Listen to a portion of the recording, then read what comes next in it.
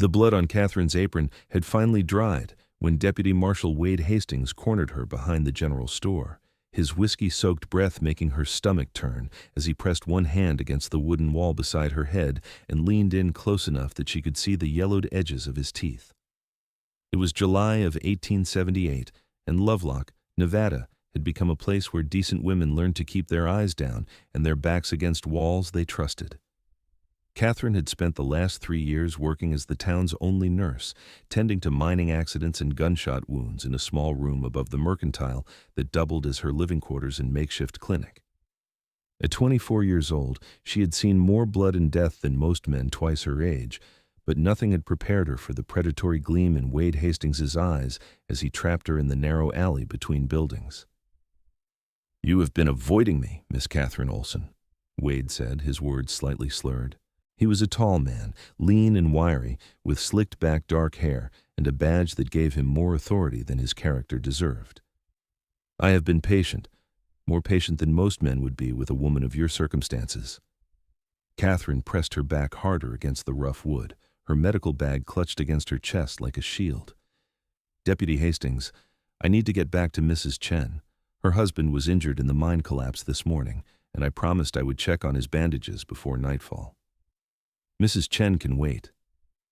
Wade's free hand came up to touch a strand of Katherine's blonde hair that had escaped from her bun. His fingers were cold despite the summer heat. "You and I need to come to an understanding.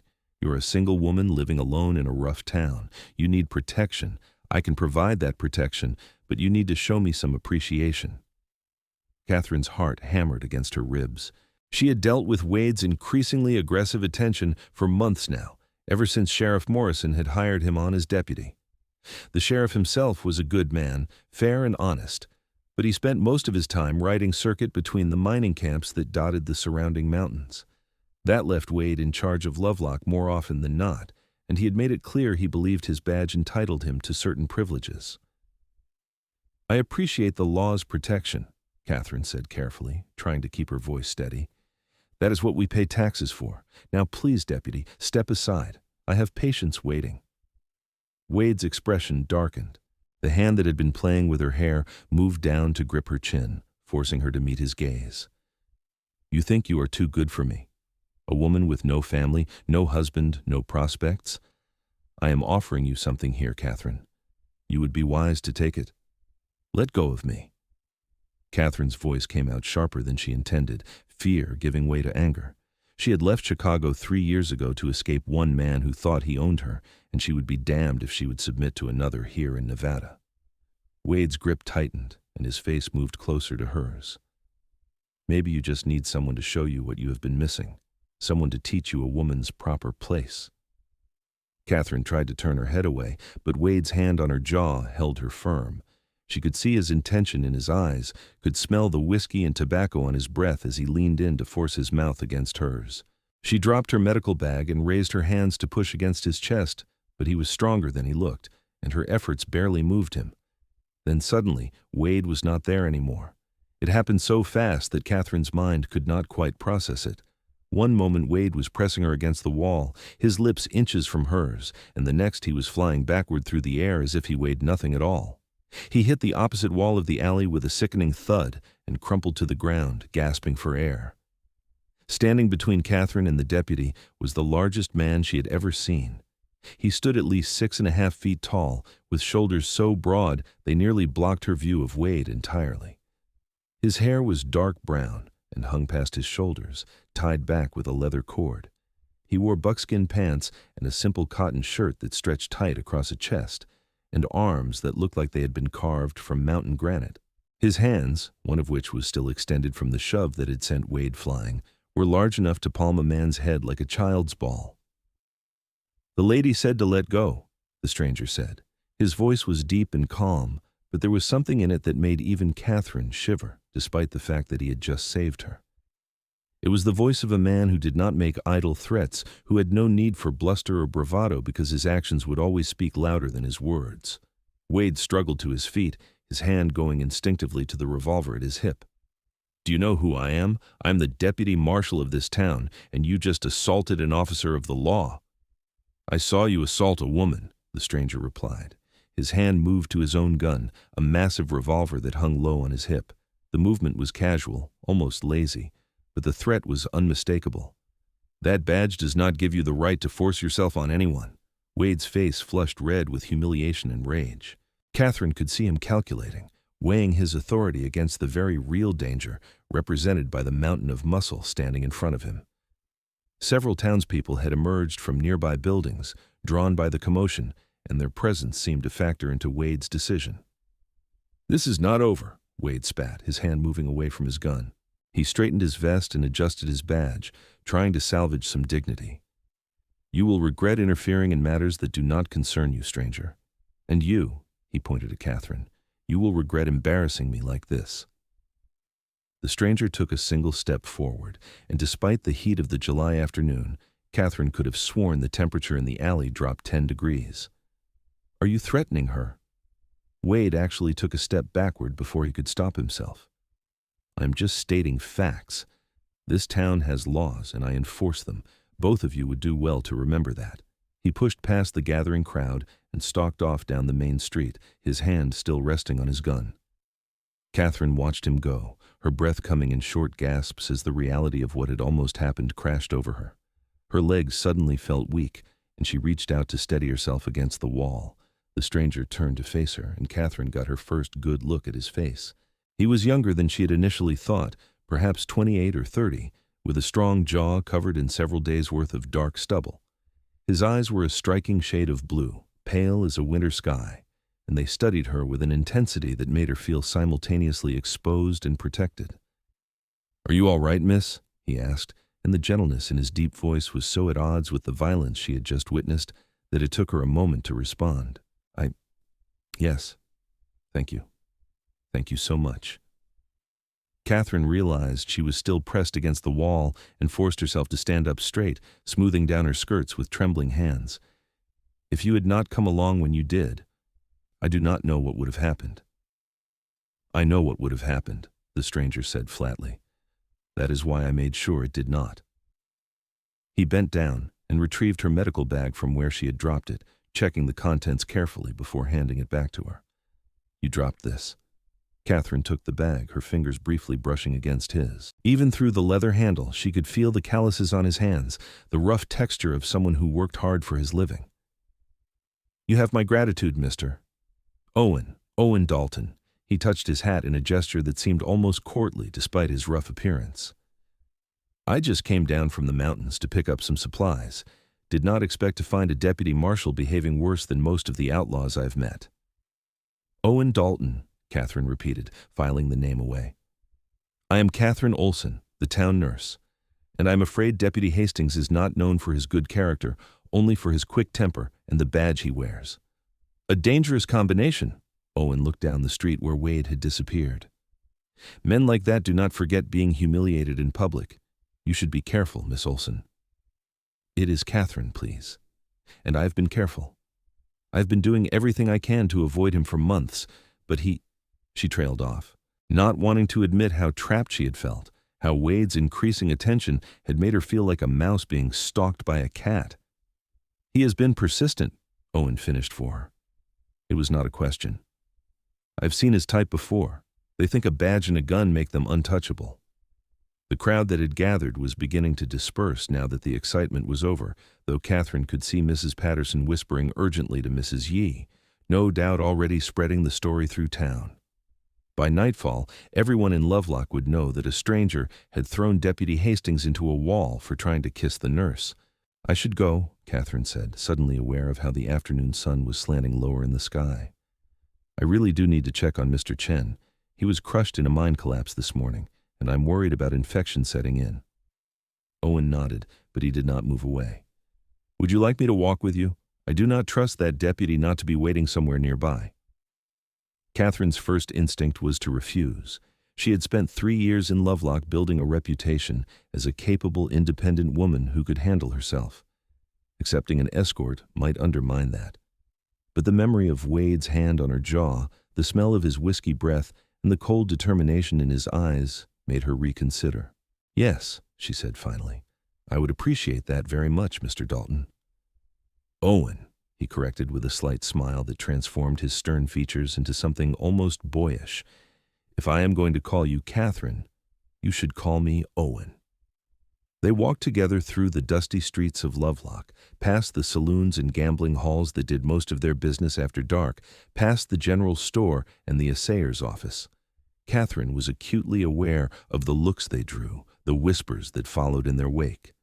Owen Dalton was not the kind of man who went unnoticed. Even in a rough mining town accustomed to hard men doing hard work, he stood out. His size alone would have been enough, but there was something else about him. A quality of barely restrained power that made people instinctively step aside when he passed. "How long have you been living in these mountains?" Katherine asked, partly out of genuine curiosity and partly to fill the silence that had stretched between them. "About 5 years now," Owen replied. "I came out west from Missouri after the war. Tried my hand at a lot of things, farming, ranching, even a bit of prospecting. But I found I preferred the mountains to the towns. Too many people all crammed together never sat well with me." "What do you do up there? Trap?" "Some trapping, yes. Mostly hunting and trading with the Paiute who live in the higher elevations. I bring down meat and furs to sell or trade, pick up supplies, then head back up. I spend most of my time at my cabin about 20 miles north of here, high enough that the summers stay cool and the winters get brutal." They had reached the boarding house where the Chen family rented 2 rooms. Katherine paused at the bottom of the stairs that led up to the second floor. "That sounds like a lonely life." Owen shrugged, his massive shoulders moving beneath his shirt. "Lonely is better than being surrounded by people you cannot trust. I learned that lesson the hard way." There was something in his tone that suggested a story Katherine did not feel she had the right to ask about. Instead, she said, "Well, I'm very grateful you decided to come down from your mountain today. I do not want to think about what might have happened if you had not been there." "He was not going to stop," Owen said bluntly. "Men like Wade Hastings, they see women as things to be taken, not people to be respected. He has probably been working up to that moment for weeks, testing your boundaries little by little." Katherine nodded, surprised by his insight. "That is exactly what it felt like. Every time I saw him, he would stand a little closer, touch my hand a little longer, say things that were just inappropriate enough to be uncomfortable, but not quite enough to complain about. I tried talking to Sheriff Morrison, but Wade is his nephew. The sheriff promised to speak with him, but nothing changed." Owen's jaw tightened. "Family loyalty can make good men look the other way from bad behavior. That does not make it right." "No, it does not." Katherine looked up at the boarding house windows, where she could see a lamp burning in the Chen's room. "I really should go check on my patient. But thank you again, Owen. I cannot express how grateful I am. Can I ask you something?" Owen's blue eyes studied her face with an intensity that made Katherine's breath catch. "Are you safe where you live? Does your room have a good lock?" "I live above the Mercantile. Mr. Thompson, the owner, he's a good man. The door has a solid lock, and I have a shotgun that I keep loaded." "Do you know how to use it?" "I grew up in Chicago with 2 brothers who liked to hunt. I know my way around a gun." Owen nodded, looking satisfied. "Good. Keep it close tonight, and maybe for the next few nights. Wade Hastings does not strike me as the kind of man who takes humiliation well, especially not in front of half the town." A chill ran down Katherine's spine despite the warmth of the evening. "You think he might try something?" "I think he is angry and embarrassed, and that makes him dangerous. Just be careful. Lock your door, keep your gun handy, and do not go anywhere alone if you can help it." "I am a nurse. Sometimes I have to go out at night if someone is sick or injured." "Then you come find me first," Owen said firmly. "I am staying at the boarding house at the end of Main Street, the one run by Mrs. Fletcher. If you need to go somewhere after dark, you knock on my door, and I will go with you." Katherine wanted to argue, to insist that she could take care of herself, but the memory of Wade's hand gripping her chin stopped the words before they formed. Pride was all well and good, but survival mattered more. "All right," she agreed. "If I need to go out after dark in the next few days, I will come find you. But I cannot ask you to stay in town indefinitely on my account. You have your own life to live." "I was planning to stay in town for a few days anyway," Owen said. "I have furs and meat to sell, supplies to purchase, and my horse threw a shoe on the way down from the mountains. By the time I finish my business here, Hopefully that deputy will have cooled off and realized that forcing himself on women is a good way to end up in a box. Katherine smiled despite herself. You do not mince words, do you? Never saw the point. Life is too short to dance around the truth. Owen touched his hat again. You go take care of your patient, Katherine. I'm going to head over to the stable and see about getting my horse reshod. But remember what I said. Lock your door tonight. I will, thank you, Owen. Katherine watched as Owen walked away, his long strides eating up the distance quickly. She noticed how people moved out of his path without him having to say a word, how even the rowdy miners lounging outside the Silver Dollar Saloon straightened up and quieted down as he passed. There was something about Owen Dalton that commanded respect without demanding it, a natural authority that had nothing to do with badges or titles and everything to do with the kind of man he was. She shook her head to clear it and hurried up the stairs to the Chen's room. She needed to focus on her patient, not on the strange flutter she had felt in her chest when Owen's blue eyes had fixed on her face. Mr. Chen was awake when Katherine entered the small room, though his face was pale and drawn with pain. His wife sat beside the bed, holding his hand and murmuring to him in Cantonese. She looked up when Katherine came in, relief flooding her features. Miss Katherine, thank goodness you are here. His fever, it is getting worse. Katherine set down her medical bag and moved to the bedside, pressing her hand against Mr. Chen's forehead. He was burning up, his skin hot and dry to the touch. She pulled back the sheet covering his chest and carefully began unwrapping the bandages she had applied that morning. The injury was bad. A falling timber in the mine had crushed Mr. Chen's ribs on his left side, and while Katherine did not think his lung had been punctured, the risk of infection was high. She had cleaned the wound as best she could that morning, but 12 hours later, the flesh around the injury was red and swollen. I'm going to need to clean this again, Katherine said gently, switching to the careful Cantonese phrases she had learned over the past 3 years. The Chinese miners who worked the claims around Lovelock often faced discrimination in town, and many preferred to keep to themselves. Katherine had made it her mission to learn enough of their language to provide proper medical care, and the community had rewarded her efforts with trust and respect. Mrs. Chen nodded, squeezing her husband's hand. Katherine worked quickly and efficiently, cleaning the wound with carbolic acid diluted in water, a technique she had read about in medical journals sent from back east. Many of the old-time doctors in Nevada scoffed at the new ideas about germs and infection, but Katherine had seen too many men die from wounds that should not have killed them to ignore the evidence. As she worked, Katherine found her mind drifting back to Owen, despite her best efforts to focus. She kept seeing the moment when Wade had suddenly been yanked away from her, kept feeling the solid wall of protection that Owen had put between her and danger.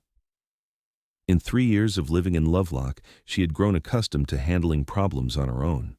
Her father had died when she was 16, and her mother had followed him a year later, leaving Katherine and her 2 younger brothers to fend for themselves. She had raised those boys, worked as a seamstress to keep food on the table, and eventually earned enough money to attend nursing school when her brothers were old enough to look after themselves. She had never been the kind of woman who needed a man to rescue her, and she did not particularly like the way her heart had raced when Owen had stepped between her and Wade. It felt too much like weakness, like giving up the independence she had fought so hard to maintain. But there had been something in Owen's eyes when he looked at her, something that suggested he did not see her as weak or helpless. He had not treated her like a fragile flower that needed protecting from her own choices.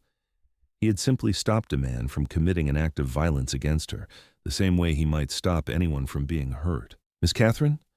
Are you all right? Mrs. Chen's worried voice pulled Katherine back to the present. She realized she had been standing motionless with a roll of clean bandages in her hand, staring at nothing. I am sorry, Katherine said, shaking her head. My mind wandered for a moment. How long has his fever been this high? It started getting worse about an hour ago. I've been trying to keep him cool with wet cloths, but nothing seems to help. Katherine finished wrapping the clean bandages around Mr. Chen's chest, then reached into her medical bag for a small bottle of willow bark powder. Mix a spoonful of this into water and have him drink it. It will help bring down the fever. I will come back tomorrow morning to check on him again. If the fever gets worse during the night, or if he has trouble breathing, you send someone to wake me immediately. Do you understand? Mrs. Chen nodded, taking the bottle carefully. Thank you, Miss Katherine. We are so grateful for everything you do for us. You do not need to thank me. This is my job, and I am glad I can help." Katherine packed up her supplies and stood to leave. "Make sure he drinks plenty of water. The fever will dehydrate him." By the time Katherine left the boarding house, the sun had fully set and the streets of Lovelock had transformed. The saloons were in full swing now, piano music and raucous laughter spilling out into the night. Groups of miners, done with their shifts and looking to spend their wages, moved from building to building in search of whiskey and entertainment. Katherine kept her head down and walked quickly, her medical bag clutched tight against her side. She had walked these streets alone at night dozens of times before, but tonight every shadow seemed to hide a potential threat. She could not shake the feeling that Wade was watching her from somewhere in the darkness, waiting for another chance to corner her away from witnesses. The Mercantile was locked up tight for the night when Katherine reached it, which meant she had to use her key to enter through the front door rather than going around to the outside stairs that led up to her room.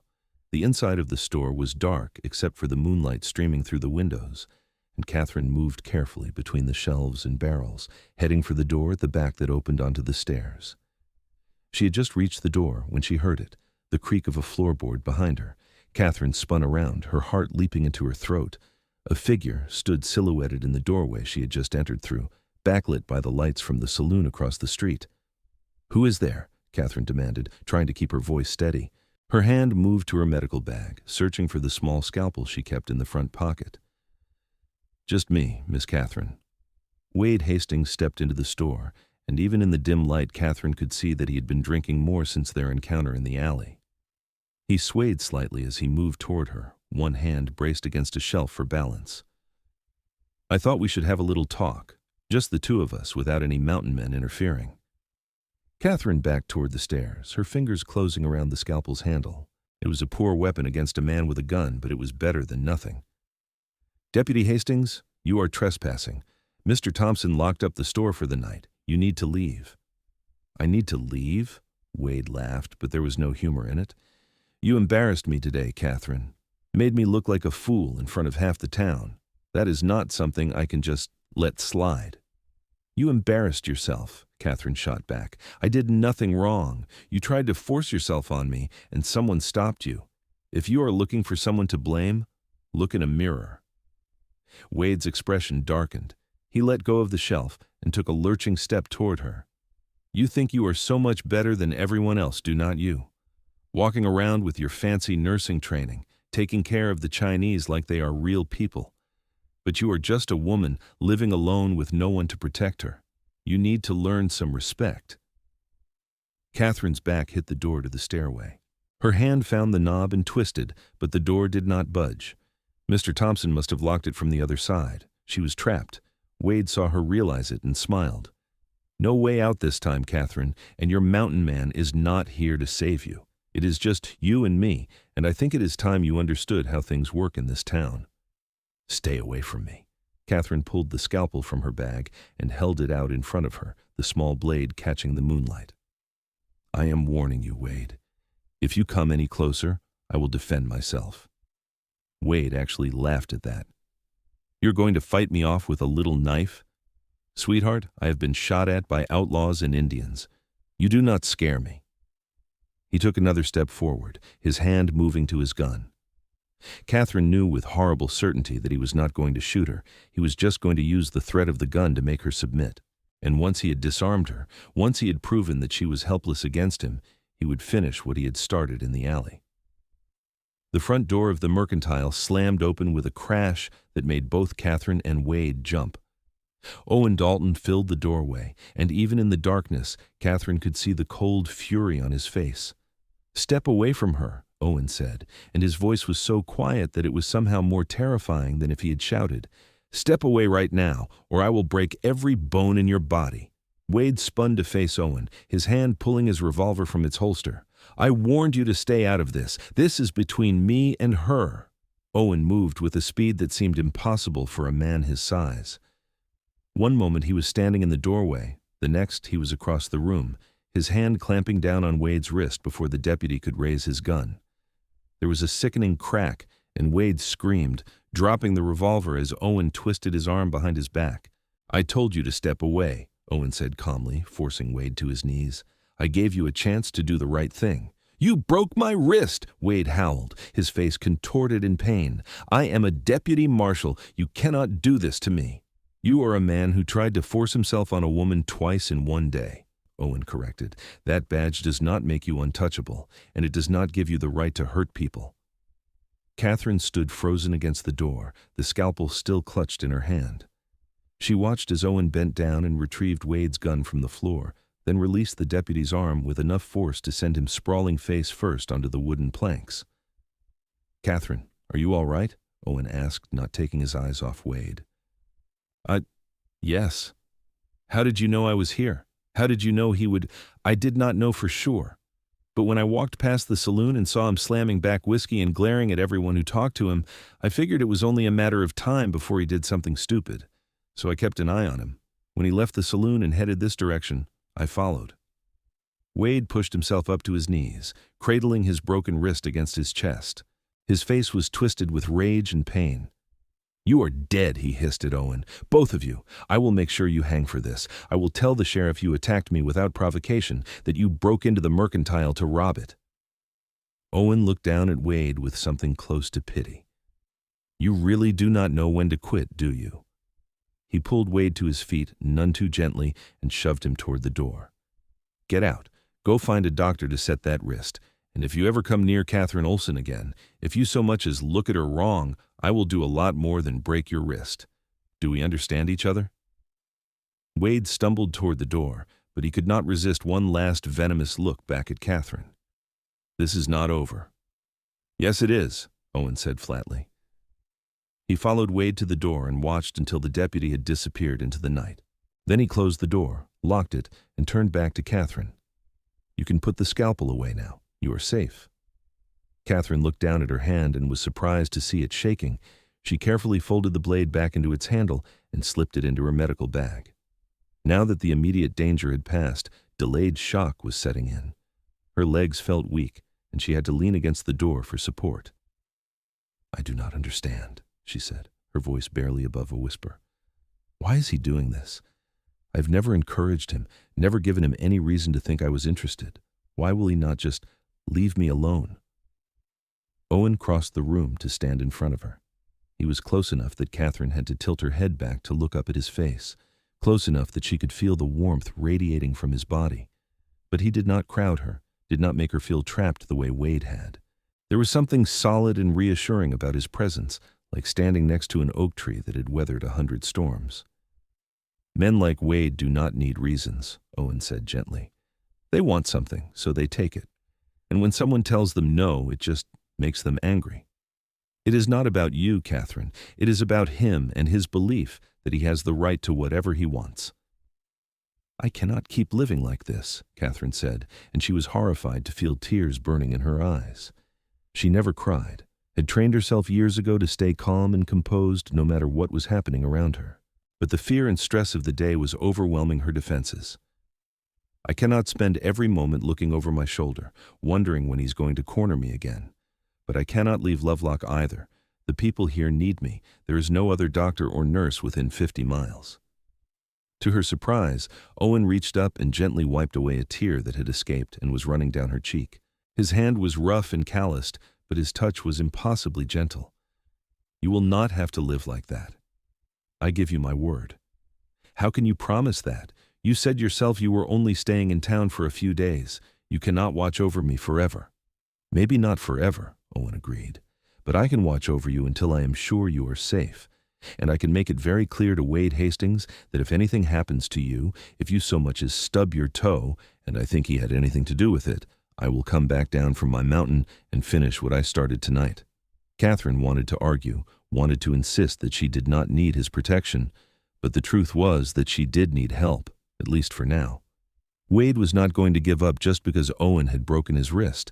If anything, that would only make him more determined to prove that he was still in control. "I do not know how to thank you," Katherine said finally. "You have already done so much for me, and we only met this afternoon. You do not owe me thanks. Any decent man would have done the same." Owen stepped back, giving her space. "But I do think you should not stay here tonight. If Wade is angry enough and drunk enough, he might come back with friends. Is there somewhere else you can go? Someone you can stay with?" Katherine thought about it. Most of the women in town were married or living with family, and she did not want to bring Wade's attention down on any of them. Mrs. Fletcher ran the boarding house where Owen was staying, but Wade knew she was friends with Katherine and would likely check there first. "What about the Chinese boarding house?" Owen suggested. "The one where you treated Mr. Chen. Would they take you in for the night?" "Yes," Katherine said slowly. "Yes, Mrs. Chen would not turn me away if I explained the situation, and Wade is too much of a coward to make trouble in that part of town. He knows the Chinese community looks out for their own." "Then that is where you will go. Pack a bag with whatever you need for a few days. I will walk you there and make sure you arrive safely." Katherine wanted to argue, to insist that she was not going to be driven out of her own home by Wade Hastings' drunken threats, but she also was not foolish enough to take unnecessary risks. If Owen thought staying somewhere else tonight was the safer choice, she would trust his judgment. The door to the stairway opened from the inside just then, and Mr. Thompson appeared in his nightshirt, holding a lamp and looking confused. "Miss Katherine, I thought I heard voices down here. Is everything all right?" Katherine quickly explained what had happened, leaving out the more terrifying details. Mr. Thompson's face grew increasingly angry as she spoke. "That no good deputy has been nothing but trouble since Sheriff Morrison hired him on," Mr. Thompson said when Katherine finished. "I'm sorry this happened in my store, Miss Katherine. If I had known he was lurking around out there, I would have kept watch." "It is not your fault," Katherine assured him, "but Mr. Dalton thinks it would be safer if I stayed somewhere else for a few days, just until Wade calms down. I was thinking of asking Mrs. Chen if I could stay with her." "That is a good idea," Mr. Thompson agreed. "You go pack whatever you need. I will stay down here and keep watch in case that fool tries to come back."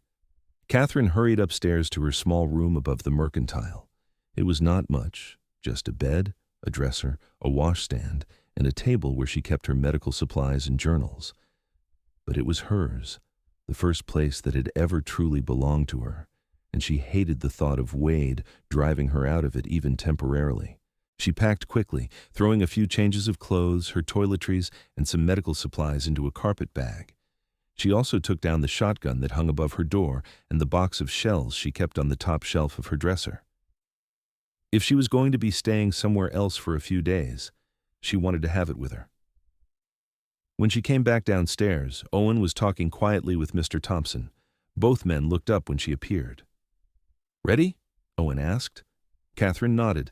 Owen took her carpet bag without asking, slinging it over his shoulder as easily as if it weighed nothing. Then he offered her his arm, a gesture so old-fashioned and courtly that it made Katherine smile despite everything that had happened. "Shall we?" They walked through the dark streets of Lovelock, and Katherine was grateful for Owen's solid presence beside her. She could feel people watching them from the saloons and gambling halls, could hear the whispers that followed in their wake. By tomorrow, everyone in town would be talking about how the mountain man had broken Deputy Hastings' wrist and then escorted the nurse to the Chinese boarding house like she was a fine lady at a ball. Mrs. Chen answered Katherine's knock, and her eyes widened when she saw who was standing on her doorstep. Katherine explained the situation as briefly as possible, and Mrs. Chen immediately ushered her inside. "You stay here as long as you need," Mrs. Chen insisted. "We have an extra room. It is small, but it is safe, and no one will bother you here." Owen set Katherine's carpet bag down in the tiny room that Mrs. Chen showed them to.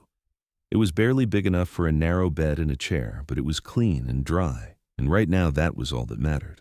"Thank you," Katherine said to Owen as he prepared to leave, "for everything. I do not know what I would have done if you had not been there." "You would have figured something out," Owen replied. "You are tougher than you give yourself credit for, Katherine Olsen. But I'm glad I could help." He turned to go, but Katherine caught his arm. "Owen, wait. Will I see you tomorrow?" Owen looked down at her hand on his arm, then back up at her face. Something flickered in his pale blue eyes, an emotion Katherine could not quite read. "I will be around. I still have business to finish in town. But Katherine, after that, I will have to go back to my cabin in the mountains. I cannot stay in Lovelock indefinitely." "I know. I am not asking you to. Katherine trailed off, not sure what she was asking for. She barely knew this man, had met him less than 12 hours ago. But he had already saved her twice, had shown her more genuine kindness and respect than any man she had met in years. The thought of him disappearing back into the mountains and never seeing him again left her with a strange hollow feeling in her chest.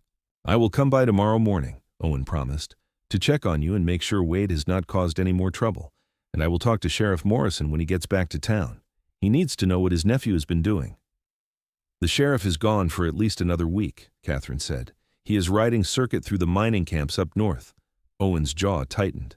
"Then I will stay in town for another week. I will not leave you alone with Wade while he is still angry and armed." "You cannot put your whole life on hold for me." "My life consists of sitting in a cabin by myself and occasionally talking to my horse," Owen said dryly. "I think I can spare a week to make sure you stay safe. Now get some rest, Katherine. You have had a long day." Katherine let him go, though part of her wanted to grab his arm again and ask him to stay just a little longer. She watched through the small window as he walked away into the night, his tall form eventually disappearing into the shadows. She sat down on the narrow bed and tried to process everything that had happened. This morning she had been a relatively comfortable nurse with a good reputation and a simple life. Now she was hiding in a boarding house, her safety threatened by a deputy marshal who could not take no for an answer. And then there was Owen. Owen, who had appeared out of nowhere like something from a story. Owen, who had protected her without asking for anything in return. Owen, whose blue eyes and gentle voice had made her feel things she had not felt in years. Katherine shook her head firmly. She could not afford to develop feelings for a man who lived alone in the mountains and would be gone from her life in a week or two. She needed to focus on staying safe, on finding a way to deal with Wade that did not involve depending on Owen's protection forever. But as she lay down on the narrow bed and tried to sleep, it was Owen's face she saw when she closed her eyes, and the memory of his gentle touch when he had wiped away her tear that finally lulled her into an uneasy rest. The next morning dawned bright and hot with no clouds in the sky to offer any relief from the Nevada sun. Katherine woke early, as was her habit, and found Mrs. Chen already up and preparing breakfast in the small kitchen the boarding house residents shared. "How is Mr. Chen this morning?" Katherine asked, accepting a cup of tea gratefully. "His fever broke during the night," Mrs. Chen reported with a relieved smile. "Whatever you did yesterday, it worked. He is still in pain, but he is breathing easier and his color is better." "That is wonderful news. I will check on him after breakfast to make sure the wound is healing properly." Katherine was just finishing her examination of Mr. Chen when there was a knock at the door. "Mrs. Chen answered it and returned a moment later with Owen following behind her. He had to duck slightly to fit through the doorway, and his presence seemed to fill the small room entirely. "Good morning," he said, his eyes immediately finding Katherine. "Did you sleep well?" "Well enough considering. Thank you for checking on me." Katherine finished wrapping the clean bandages around Mr. Chen's chest and stood up. "His fever broke last night. I think he's going to be all right." "That's good to hear." Owen glanced at Mr. Chen, who was watching him with open curiosity. "I heard what happened at the mine. You are lucky to be alive." Mr. Chen nodded slowly. "I'm lucky Miss Katherine was here to help me. Many of the white doctors in town, they would not treat a Chinese man." "Their loss," Owen said bluntly. "A good doctor treats everyone, regardless of where they come from." Katherine felt a warmth spread through her chest at his words. She gathered up her medical supplies and followed Owen out into the narrow hallway. "Have you heard anything about Wade this morning?" she asked quietly. "I stopped by the doctor's office on my way here. Doc Harrison said Wade came in last night with a broken wrist. The doc said it and gave him laudanum for the pain, but Wade was making all kinds of threats about what he was going to do to me and to you." Katherine's stomach tightened with anxiety. "Do you think he meant them?" "Hard to say. He was still pretty drunk, according to Doc Harrison. Sometimes men say things when they are drinking that they would never follow through on when they are sober. But," Owen hesitated, "but what?" "But Wade does not strike me as the type who makes empty threats. I think we need to take him seriously, at least until Sheriff Morrison gets back to town and can deal with him properly." "So what do we do? I cannot hide in this boarding house for a week. I have patients who need me." Owen thought about it for a moment. "You do what you need to do. Make your rounds, treat your patients, live your life. But I will go with you. Everywhere you need to go, I will be there too. Wade is not going to try anything if he knows I'm watching." "That is asking too much," Katherine protested. "You have your own work to do." "My work can wait. This cannot." Owen's blue eyes were serious. "Katherine, I mean what I said last night. I'm not leaving you to deal with this alone. If that means following you around for a week while you treat patients, then that is what I will do." Katherine wanted to argue, but the relief she felt at his words was too strong to deny. The truth was that she did not want to face Wade alone again. Even thinking about it made her hands shake. "All right," she said finally, "but at least let me buy you breakfast. It is the least I can do." They ate at a small restaurant at the edge of Chinatown, one of the few places in Lovelock where the Chinese residents were welcome. The food was simple but good: rice porridge with vegetables and strips of pork, and Katherine found herself eating more than she had expected. Apparently getting threatened twice in one day worked up an appetite.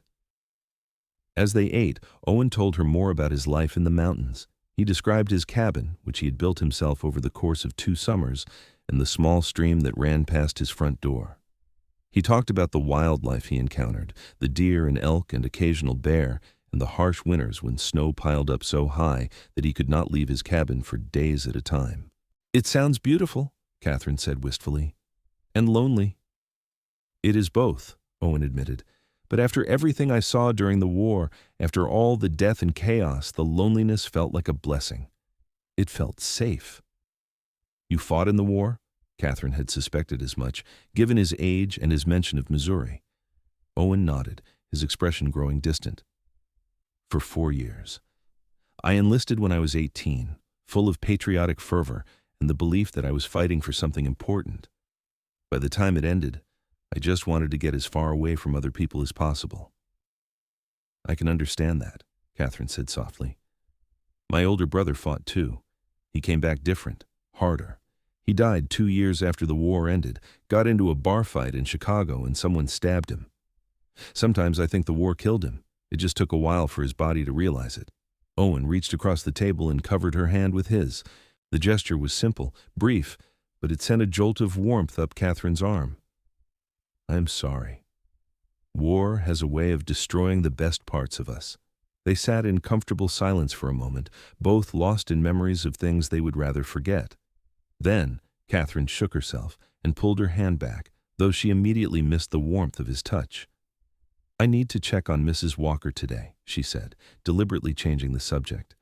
"She is pregnant with her 5th child, and she's been having pains.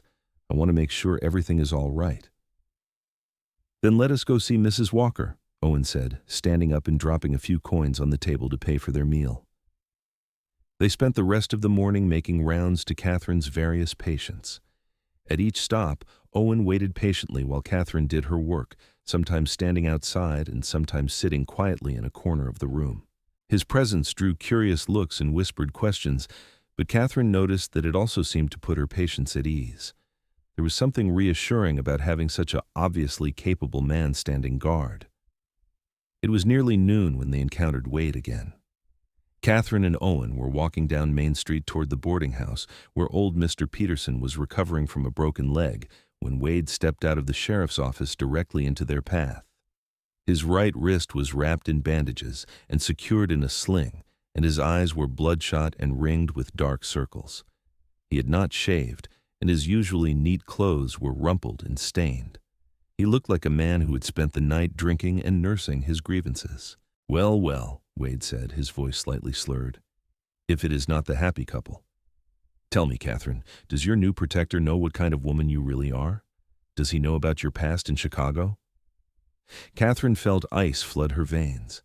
She had been so careful to keep her past private, had told no one in Lovelock about the real reason she had left Chicago 3 years ago. "I do not know what you are talking about," she said, fighting to keep her voice steady. "Do not you?" Wade took a step closer, and Katherine could smell the whiskey on his breath even from several feet away. "I took the liberty of sending some telegrams last night. Amazing what you can learn about a person when you start asking questions. Katherine Olsen, formerly engaged to Thomas Harrison, son of one of Chicago's most prominent bankers, broke off the engagement 3 weeks before the wedding and disappeared without a trace. There was quite the scandal from what I hear." Katherine felt Owen's eyes on her, but she could not bring herself to look at him. All she could see was Wade's triumphant sneer, the satisfaction on his face at having found her secret. "Damarethet, Thomas Harrison was a cruel man who thought his money gave him the right to treat me however he wanted," Katherine said, lifting her chin defiantly. Breaking our engagement was the best decision I ever made." "That is not how the Harrisons tell it," Wade said. "They claim you stole jewelry and money from them before you ran. They would very much like to know where you are." "That is a lie." Catherine's hands clenched into fists. "I never stole anything from anyone. Thomas's mother gave me that jewelry as engagement gifts, and I left every piece of it behind when I left.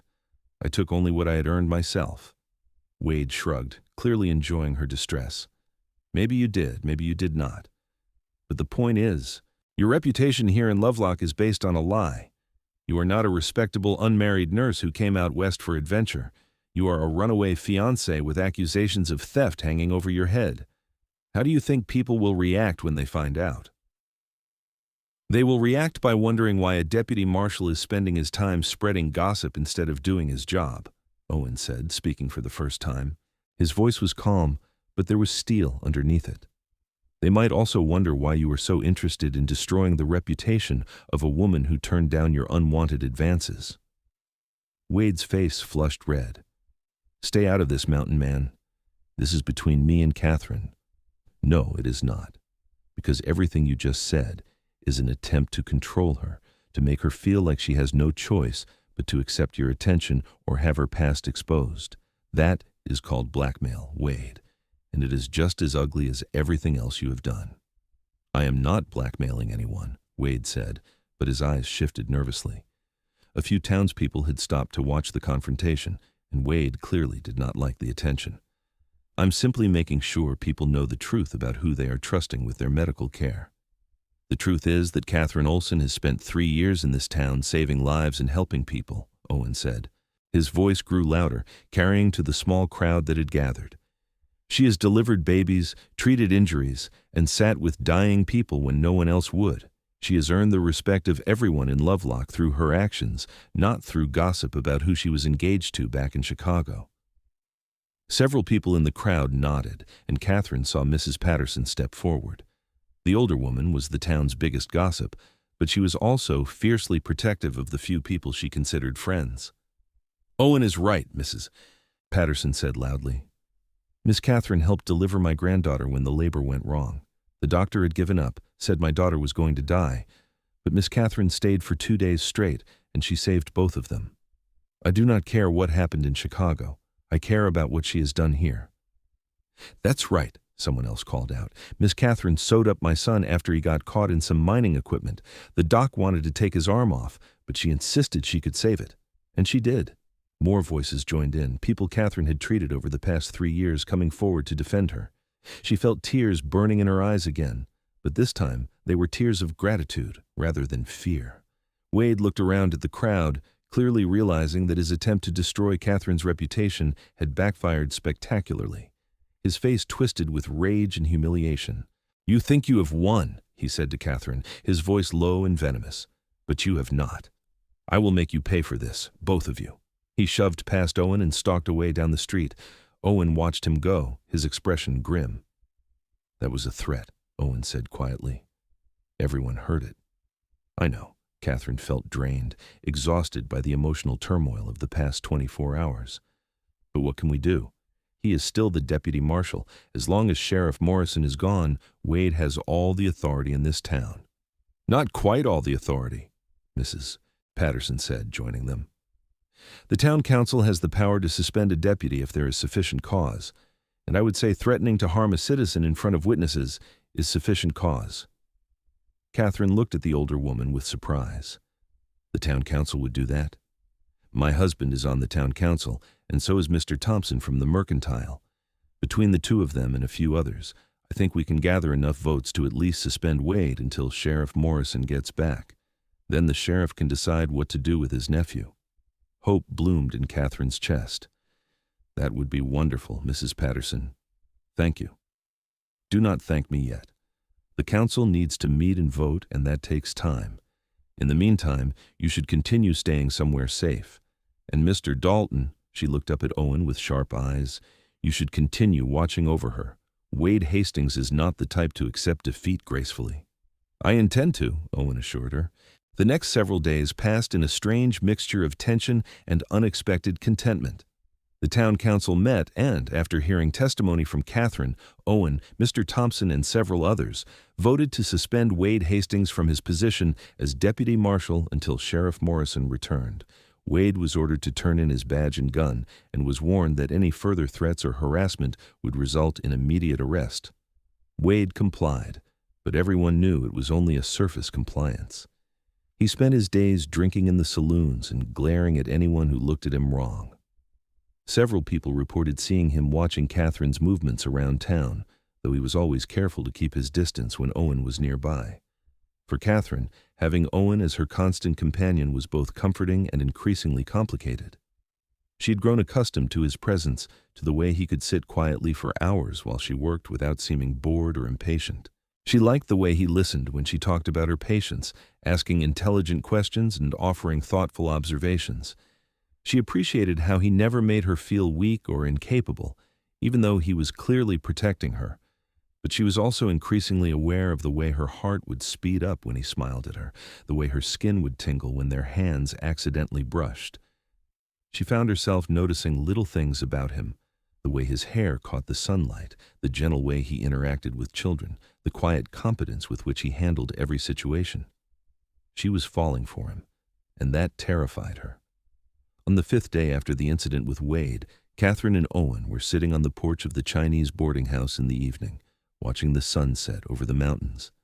They had fallen into this habit over the past few days, spending the quiet hours after dinner talking about everything and nothing. "Can I ask you something?" Katherine said, breaking a comfortable silence. "Of course." "Why did you help me? That first day in the alley you did not know me. You could have just walked past and ignored what was happening.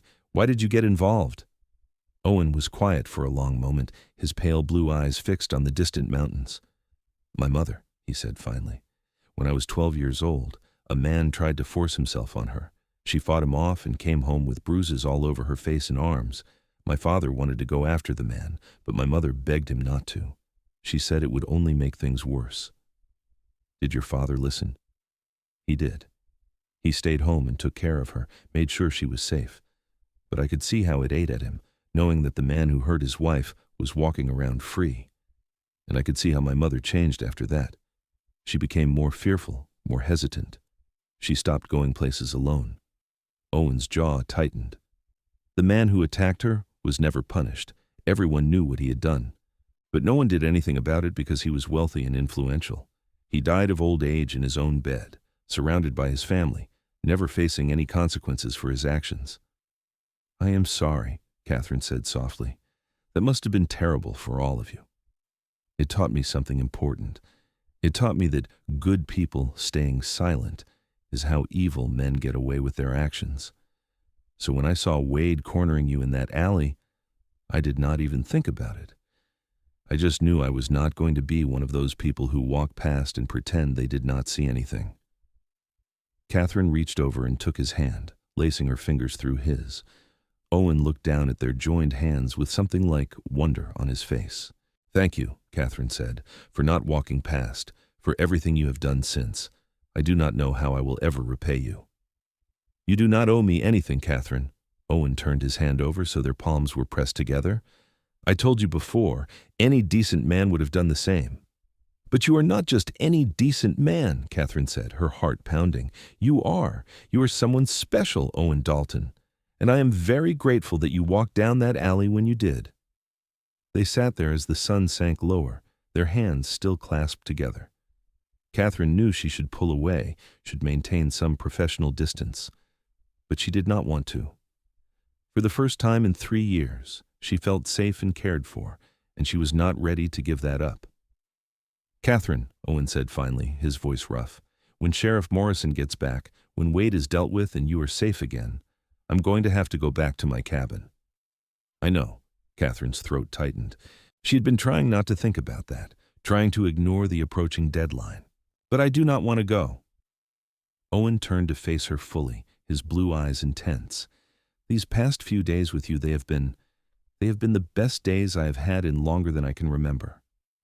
I forgot what it was like to have someone to talk to, someone who listens and understands. I forgot what it was like to care about someone other than myself." Katherine's breath caught. "Owen." I am not good with words, Owen continued. I have spent too many years alone in the mountains.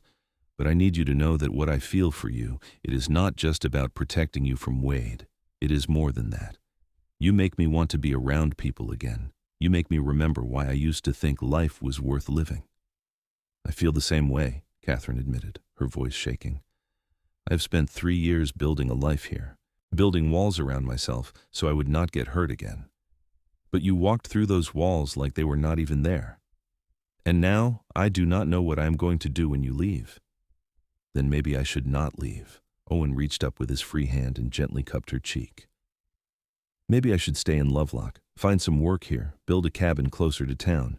I could help out at the stable, or hire myself out as a guide for people wanting to explore the mountains. There are ways I could make a living here if I wanted to. You would do that? Give up your solitude in the mountains to stay here? I would do that for you, Owen said simply. If you want me to stay. If you think we might have a chance at something real between us. Katherine felt tears spill down her cheeks, but this time they were tears of joy. Yes. Yes, I want you to stay. I want us to have that chance. Owen leaned in slowly, giving Katherine plenty of time to pull away if she wanted to, but she did not want to.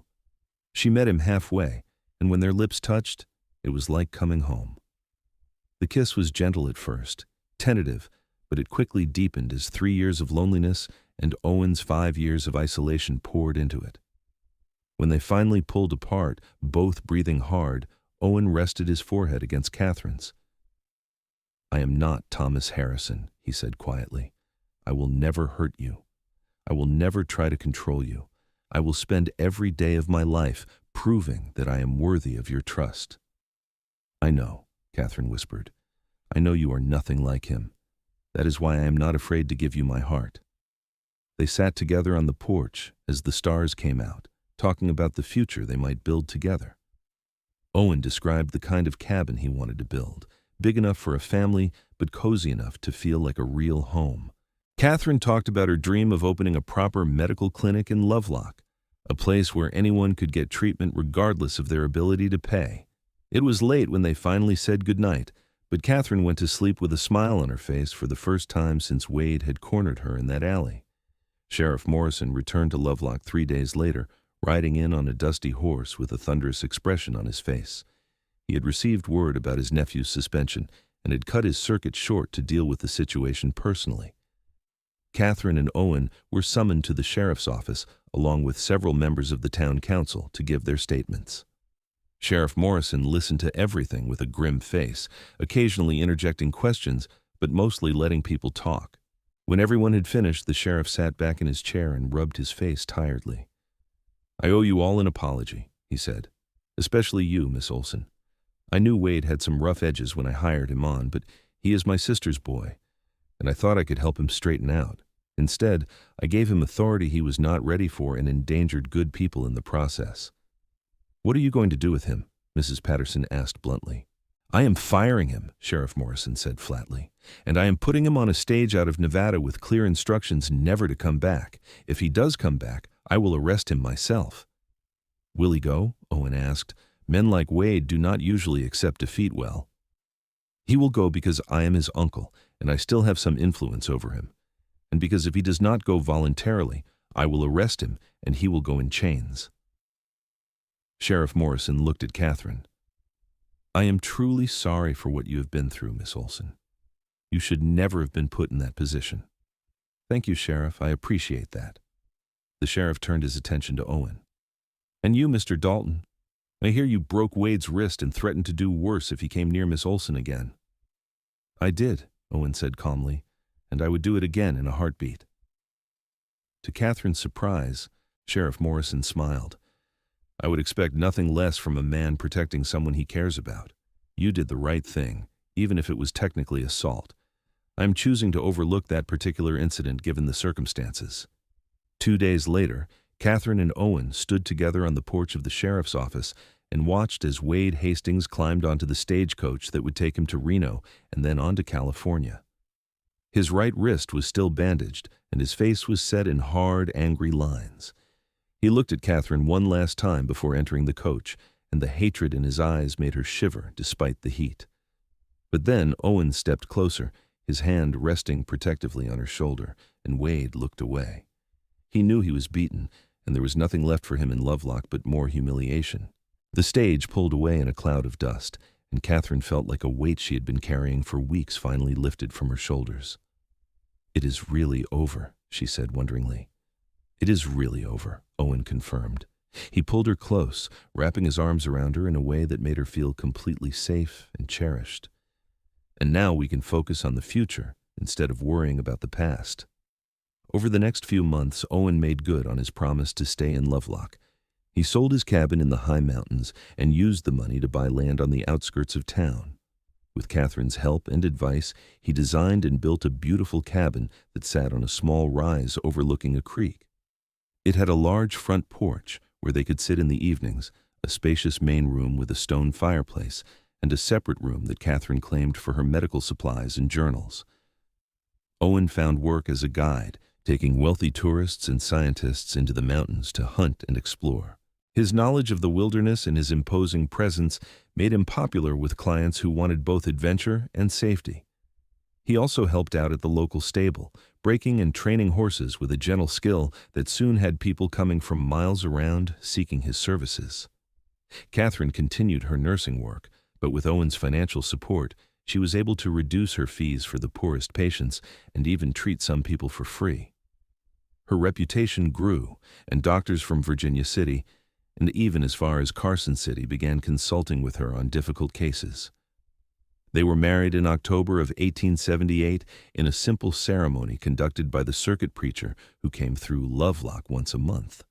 Most of the town turned out for the wedding, with Mrs. Chen and Mrs. Patterson both crying happy tears as Katherine and Owen exchanged vows. Their wedding night was spent in the cabin Owen had built, and as Katherine lay in Owen's arms afterward, she marveled at how completely her life had changed in just a few short months.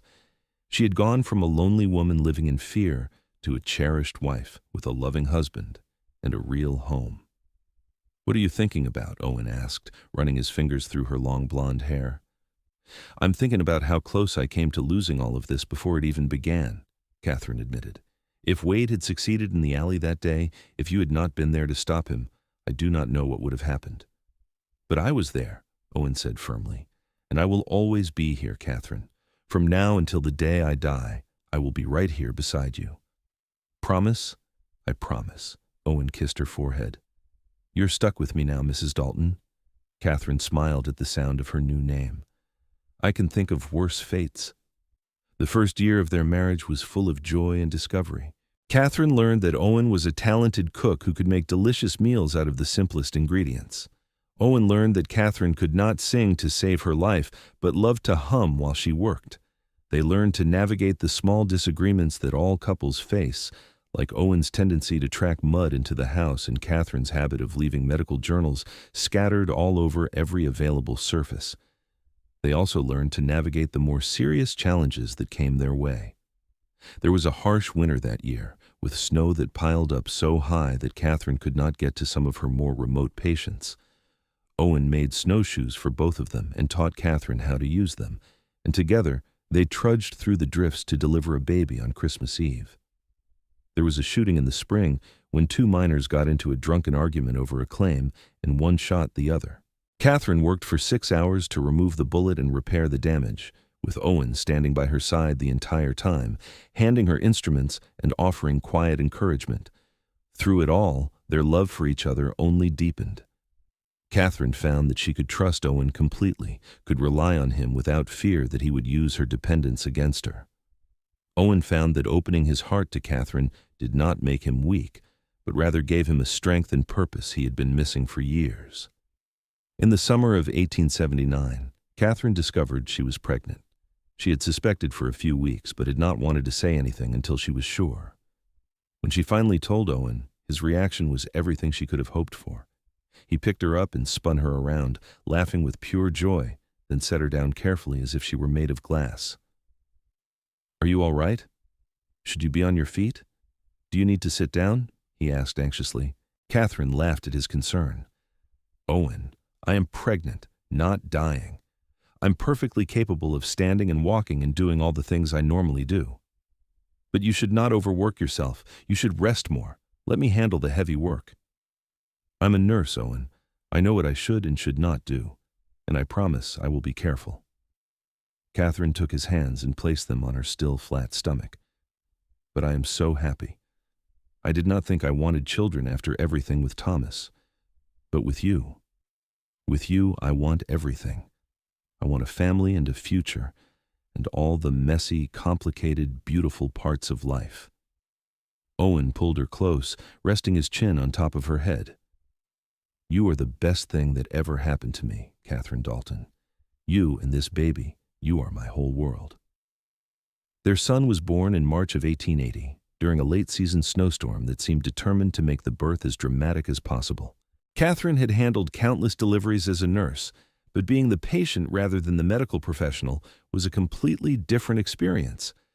Owen stayed with her the entire time, holding her hand and murmuring encouragement even when she cursed at him and told him this was all his fault. When the baby finally arrived, healthy and squalling, Owen cut the cord with shaking hands and then cradled his son with a gentleness that made Katherine's heart overflow with love. What should we name him? Owen asked, his eyes never leaving the baby's face. Olaf, Katherine said without hesitation. Olaf Morrison Dalton, after my father. Olaf, Owen repeated, testing the name. Olaf Dalton, I like it. They settled into the rhythms of parenthood, with Katherine reducing her nursing work to care for baby Olaf and Owen, taking jobs closer to home so he could be there to help. The cabin that had seemed so spacious suddenly felt small with the baby's things scattered everywhere, but neither of them minded. Olaf was a happy baby who rarely cried and seemed to inherit his father's calm temperament. He also inherited Owen's dark hair and blue eyes, though Katherine liked to claim he had her stubborn chin. 2 years later, their daughter arrived. Katherine had wanted to name her after Owen's mother, but Owen insisted they name her after Katherine's mother instead. So Katrina joined the Dalton family in the spring of 1882, a tiny thing with blonde hair and her mother's green eyes. By the time Olaf was 5 and Katrina was 3, the cabin had been expanded twice and was bursting at the seams with life and love. Owen had built a small clinic attached to the main house so Katherine could continue her nursing work without having to leave the children. Patients came from all over the territory to see the nurse who had earned a reputation for being able to treat anything from a bullet wound to a broken heart. Owen's guiding business had grown as well. He had 2 young men working for him now, teaching them the skills they needed to lead expeditions into the mountains safely. But Owen always made sure to be home for dinner, and he never took a job that would keep him away from Katherine and the children for more than a few days. One evening in the summer of 1885, Katherine and Owen sat on their porch watching Olaf and Katrina chase fireflies in the yard. Inside the house, their youngest child, 2-year-old Thomas, was sleeping peacefully in his crib.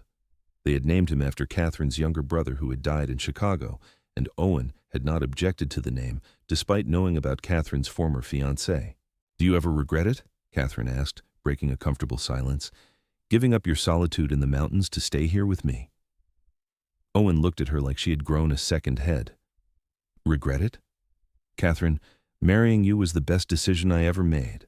These years with you, watching our children grow, building this life together, they have been the happiest years of my existence. I would not trade them for anything. Not even for peace and quiet? Katherine teased, nodding toward where Olaf was loudly explaining to his sister why fireflies glow. Especially not for peace and quiet.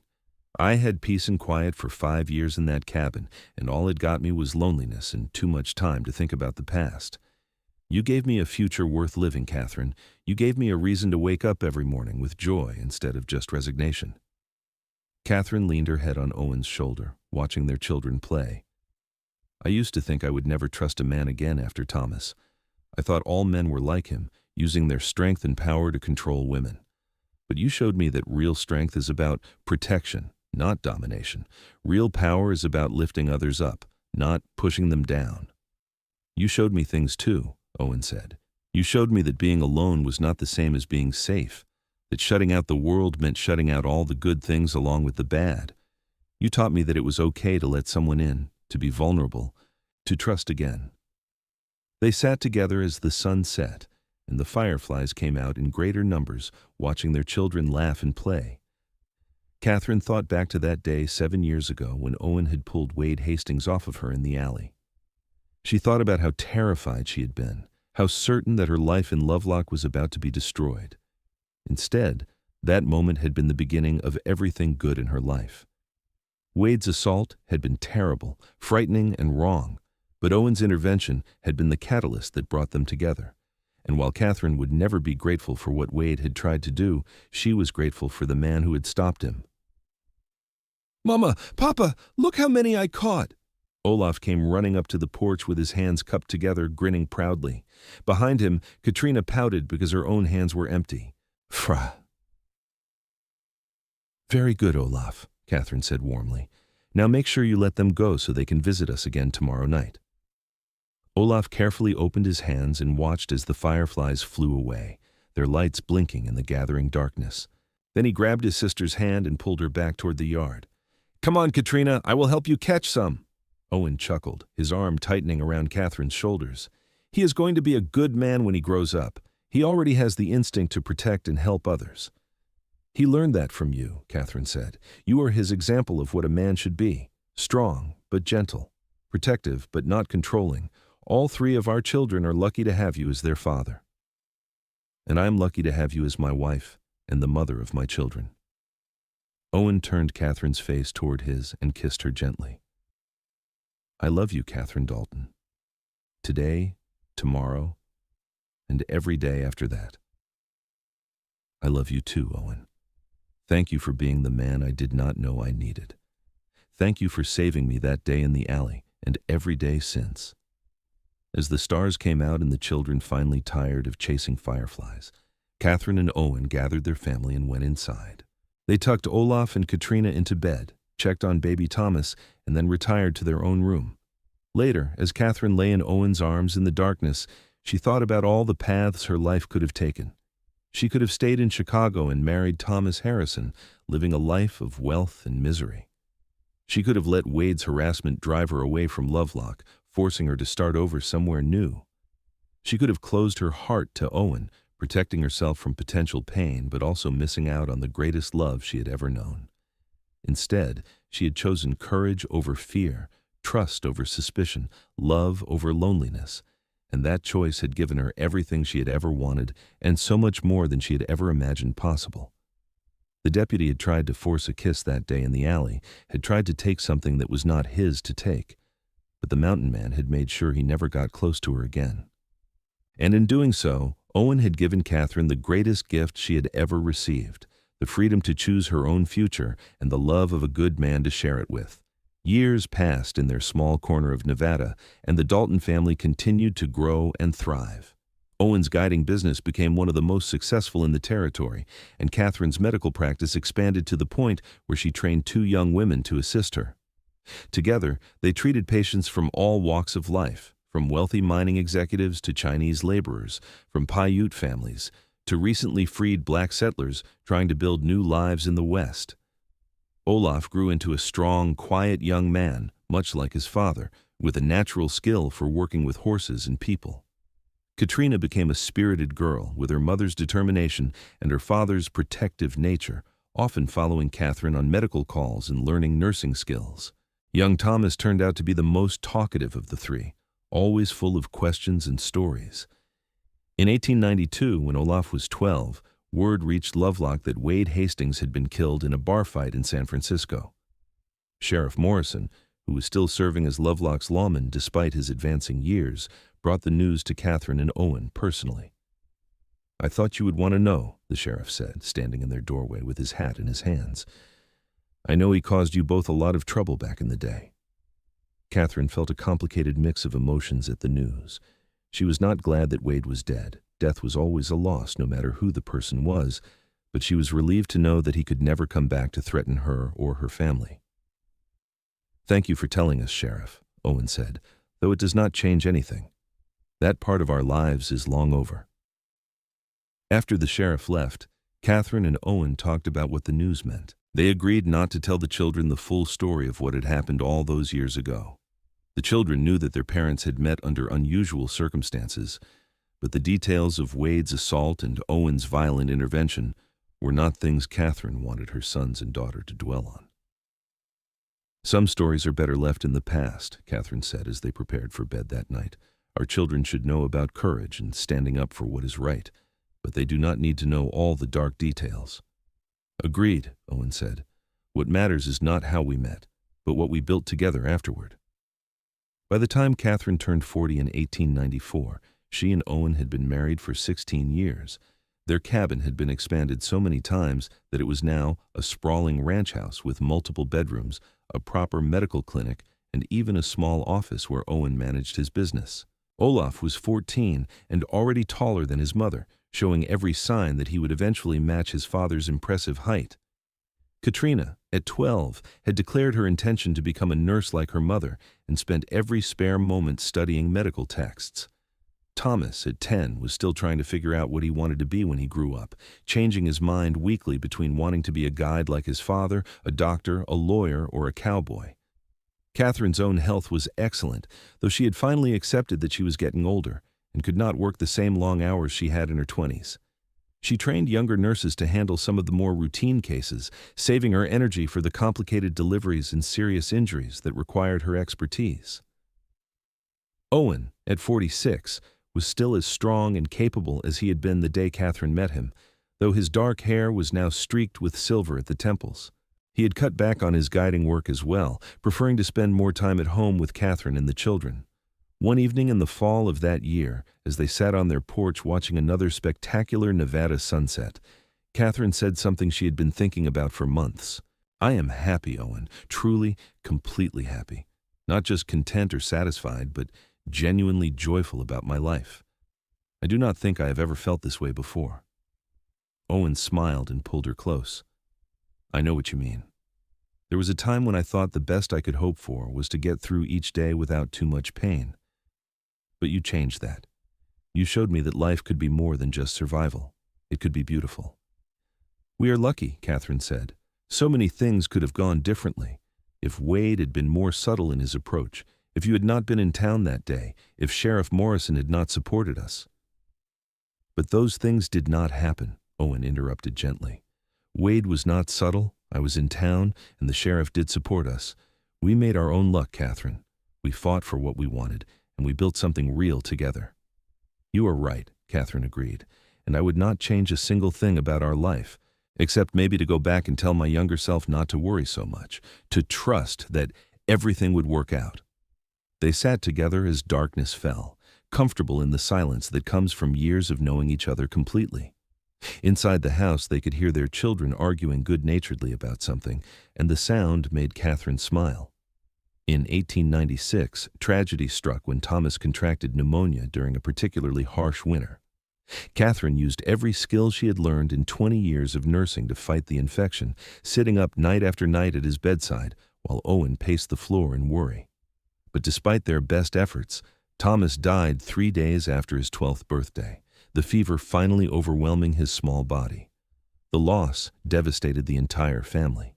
Katherine had delivered hundreds of babies and saved countless lives, but she could not save her own son. The guilt and grief threatened to overwhelm her, and for weeks after Thomas's death, she could barely function. It was Owen who held the family together during that dark time. He made sure Olaf and Katrina ate and went to school. He handled the daily running of both his business and Katherine's medical practice, and every night he held Katherine while she cried, never trying to tell her it would be okay, just being there with her in the grief. Slowly, painfully, Katherine began to heal. She threw herself back into her work, finding solace in helping others even as she mourned her own loss.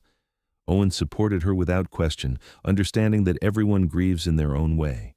"Thomas would not want us to stop living," Katherine said one night, nearly a year after their son's death. "He was always so full of life, so excited about everything. He would want us to keep going, to keep finding joy in the world." "You are right," Owen agreed, "and we will. It will never stop hurting, but we will learn to live with the pain. Together."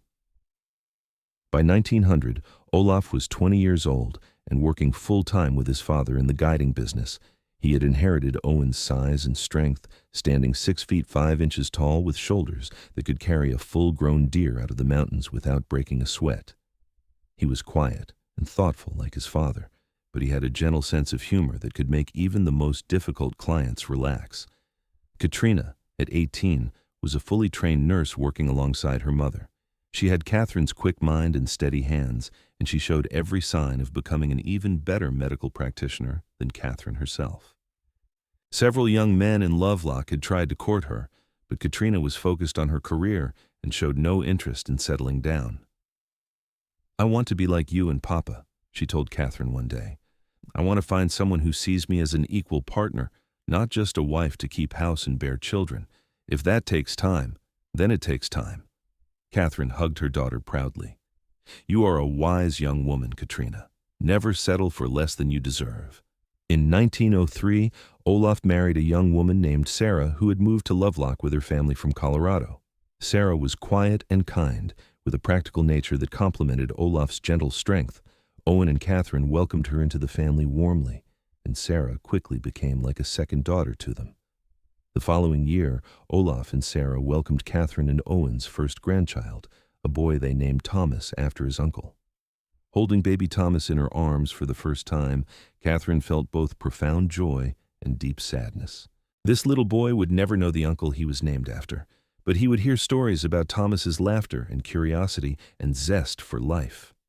"He is beautiful," Katherine whispered, tears streaming down her face as she looked at her grandson. "Thank you for naming him after Thomas." "It felt right," Olaf said, his arm around Sarah. "Our son should carry on his uncle's name." Katrina married in 1905 to a doctor from Carson City who had consulted with Katherine on several difficult cases. Dr. Michael Sanders was 10 years older than Katrina, but he treated her with the respect and partnership she had demanded. He moved to Lovelock to join Katherine's medical practice, and together, the three of them expanded the clinic into a full hospital that served all of western Nevada. By 1908, Katherine was 54 years old and finally beginning to slow down. She had trained a new generation of nurses and doctors, and she felt comfortable stepping back from the day-to-day operations of the hospital. Owen, at 60, had officially retired from the guiding business, handing it over to Olaf entirely. They spent their days working in the garden Owen had cultivated, playing with their growing number of grandchildren, and enjoying the peaceful life they had built together. One evening, as they sat on the porch of the house that had grown and changed with them over the years, Katherine said, "Do you remember the day we met, in that alley behind the general store?" "I remember," Owen said. "I remember seeing that deputy trying to force himself on you, and I remember feeling so angry I could barely think straight. I remember throwing him against the wall and thinking that I would kill him before I let him hurt you." "I was so scared," Katherine admitted, "not just of Wade, but of everything. I was scared of being alone, scared of trusting anyone, scared that I would never feel safe again.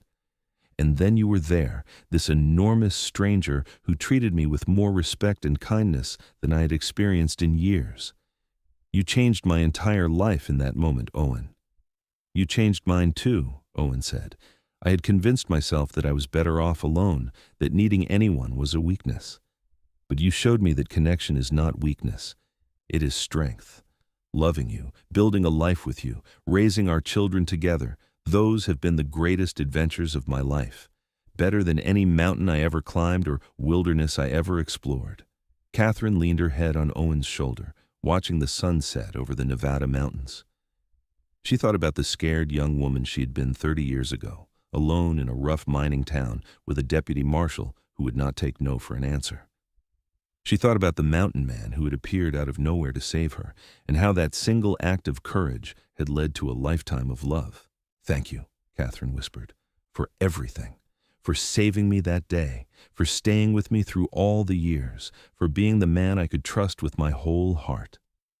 "Thank you," Owen whispered back, "for letting me in, for teaching me that life is better when you have someone to share it with, for giving me a family and a purpose and a reason to be grateful for every day." They sat together on the porch as the stars came out, two people who had found each other in the most unlikely of circumstances and built something beautiful together.